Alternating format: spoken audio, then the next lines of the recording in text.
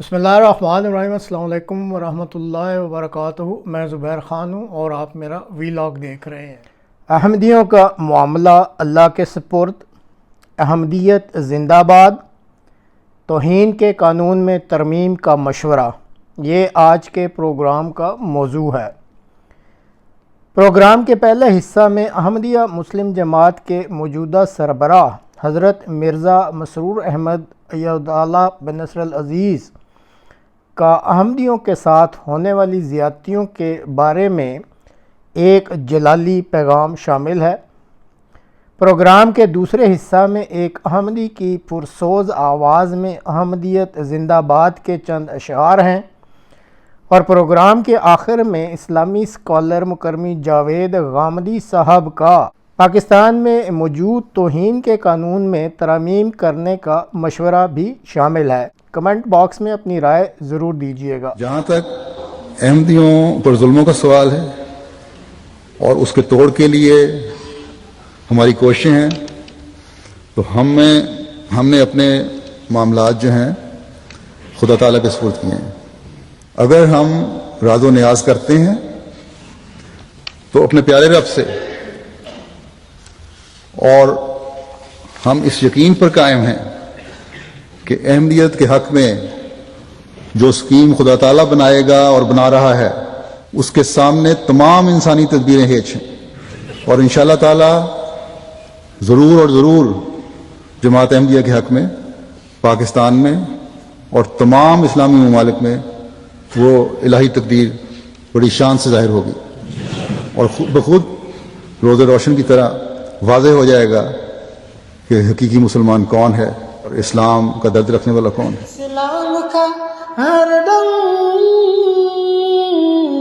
दुनिया में लहराएंगे, कांटे चाहे लाख बिछा दो,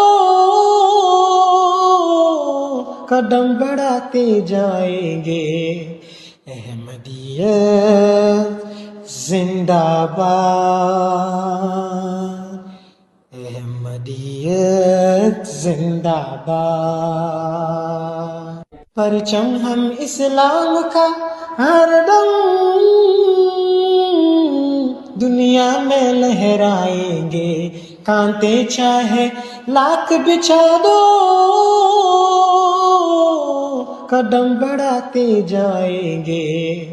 अहमदियत जिंदाबाद, अहमदियत जिंदाबाद। ये मुझे बताएं, आपके ख्याल में क्या हम अमेंडमेंट कर सकते हैं इस कानून में कि ये कानून भी रहे, ये किसी की मजाल भी ना हो गुस्ताखी करे, और जो इसका अब्यूज है वो भी रुक जाए? क्या ये मुमकिन है कि कानून ही खत्म करना पड़ेगा? मुमकिन है। मेरा ख्याल ये कि इस कानून का जायजा लेना चाहिए, इसको फिके इस्लामी की रोशनी में भी देखना चाहिए, कुरान और सुन्नत की रोशनी में भी देखना चाहिए, और उसके बाद इस कानून में ऐसी तरमीम कर देनी चाहिए जिसमें इसका गलत इस्तेमाल खत्म हो जाए। इस मामले को जज्बात की नजर से देखने के बजाय इंसानों के नुक्ता नजर से देखना चाहिए कि उनके लिए ये कानून कैसी अजियत का बायस बन रहा है। मैं ऐसे लोगों को जानता हूं जिनको मुल्क छोड़ना पड़ा, ऐसे लोगों को जानता हूं जिनके कारोबार तबाह हो गए, ऐसे लोगों को जानता हूं जिनके साथ ये ज्यादती इस दर्जे में हुई कि उनके घर पूरे के पूरे बर्बाद हो गए। तो ये मामला हम अगर इस तरीके से करेंगे तो ये चीज रिसालत मआब सल्लल्लाहु अलैहि वसल्लम के एहतराम का बायस नहीं बनेगी। रिसालत मआब सल्लल्लाहु अलैहि वसल्लम की जात इससे बहुत बुलंद हो चुकी कि कोई शख्स दरीदा दानी से काम ले, जमीन और आसमान उस पर लानत करेंगे। इसके लिए हमें ऐसा कानून बनाना चाहिए कि जिसमें नबी सल्लल्लाहु अलैहि वसल्लम हमारे पैगंबर और वो हस्ती के जिसके ऊपर हमारे जानो माल सब कुर्बान हो, उनकी इज्जत और एहतराम भी मलहूज रहे और किसी के साथ बहुत शुक्रिया।